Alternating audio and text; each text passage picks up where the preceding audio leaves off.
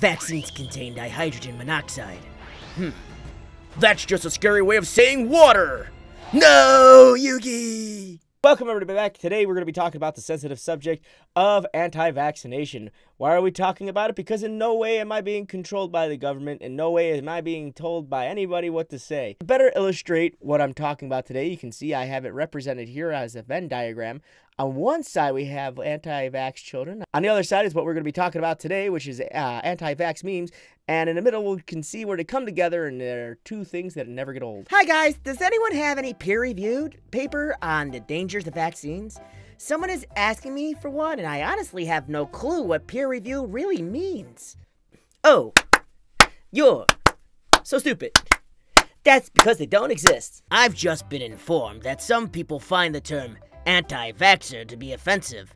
From now on, I will just use the more technically accurate term of child-murdering fuckwad. You know, I think child-murdering fuckwad is a lot better than anti-vaxxer. Just think of all the syllables that you're saving on there. Listen. Child-murdering fuckwad. Anti-vaxxer. Aw, crap. Through my vaccinations, apparently I've forgotten how to count. Why do we have vaccines? Honey, why would we trust doctors when we can trust the internet? I miss my brother. My blood hurts. So I'm taking one of my twins to a children's hospital. He has a fever of 105 and won't stay below 102.6 or 103. Now hasn't received any vaccines since he was preemie at the hospital. I'm still learning, but on no vaccines ever. This hospital has been known to medically kidnap kids if they feel the need to do so, but I have no choice at this point. So my questions are, what do I say when asked if he's up to date with vaccines? Any information or tips or how TC can handle these doctors on the subject if they push it? What about the spinal tap? Is it necessary? Don't go to a hospital. As long as your child is hydrated, they are fine. I assume you are giving meds, which is probably why it will not stay down. It's still trying to heal your child and keep you trying to stop it. Leave the fever alone and let it do its job. Fevers can safely get to 106, so try not to worry. And like mentioned above, I'm still learning. My first instinct was to give meds and take him once it hit 106. He was born 3.5 months early and has a spine surgery. He is not eating or drinking. He's weak, pale, and shaking. This to me should not be treated at home. It could be Rhubella. I would wait it out as well. It should break soon. I wouldn't go to the hospital. Keep your loved one hydrated and do cool compresses. Fever is the body's fighting infection. How long has the fever been? Hold on. We're gonna put our smart people's cap on real quick, and I'm just gonna talk about this for a second.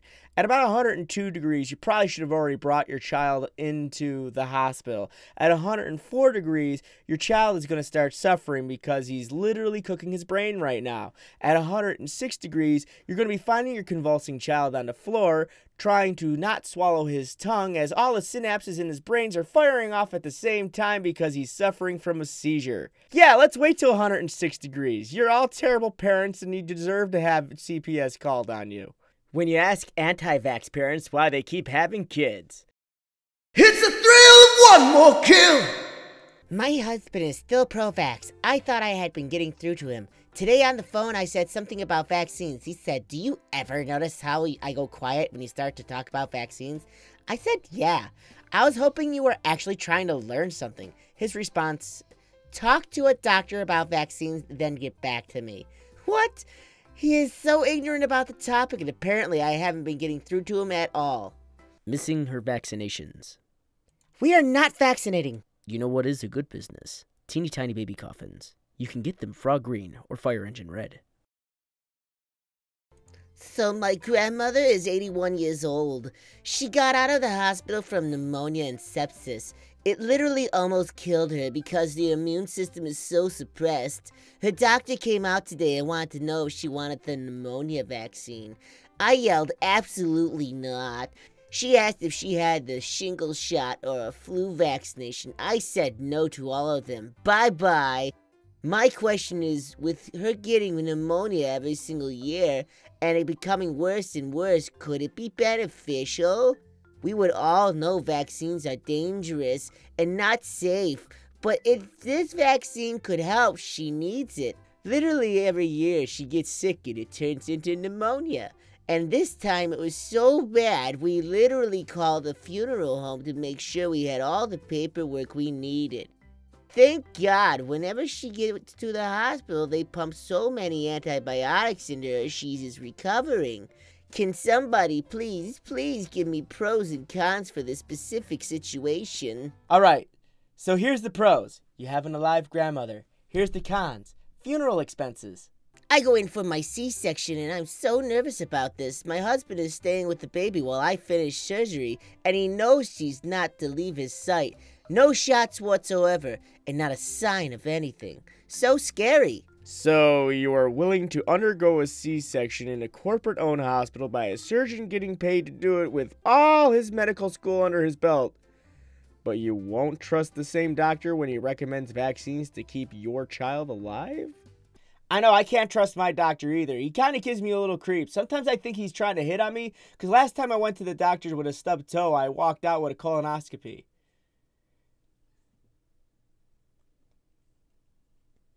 Do I need to call the... Autistic people, how do you feel about those anti-vaxxers using your illness or genetic disorder to promote their agenda?